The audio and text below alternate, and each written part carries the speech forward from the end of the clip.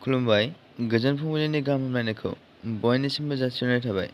दिनै 14 सेप्तेम्बर 2023 इं मायथाइनि सानसेनि फाजामोथियाव थानाय राशिफोरखौ फरायथिनो लाबाय। मेष राशि बिसिखौ सुखुयै लाखिनो हागोन, नखराव गोजोन थासारि फैगोन, गोजोननि सान। बृष राशि मेगन गोसा सुबुंजों लाजि फोनांजानो हागौ, गोसोखौ हमथाना आगान सुरनो हानांगोन।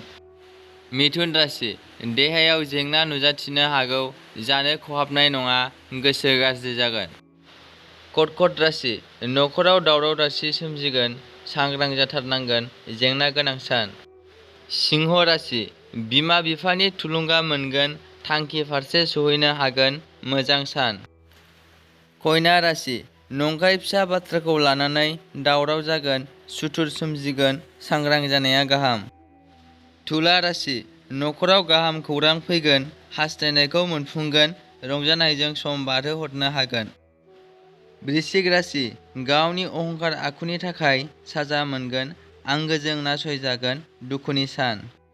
धनु राशि फालांगियाव जाफुंसारनो हागोन, रां आरजिना लानो हागोन, रंजा बाजायै सानखौ बारहोहरनो हागोन। मकर राशि मोजां मोनलायग्राफोरनि थाखाय मोजां सान, जुलिनि रादाय मोननो हागोन। कुम्भ राशि नंखाय बाथ्राखौ लानानै सुथुरजों बांसाव जागोन, लामा दावबायिया गाहाम, सांग्रां जा। मीन राशि जिउनि हान्थिनाय लामायाव जाफुंसारनाय नङा, नखरा दुखुजों बुंफबगोन, गोसोआ गाज्रि जागोन। दिनैनि राशि फरायथिनाया एसेनोसै।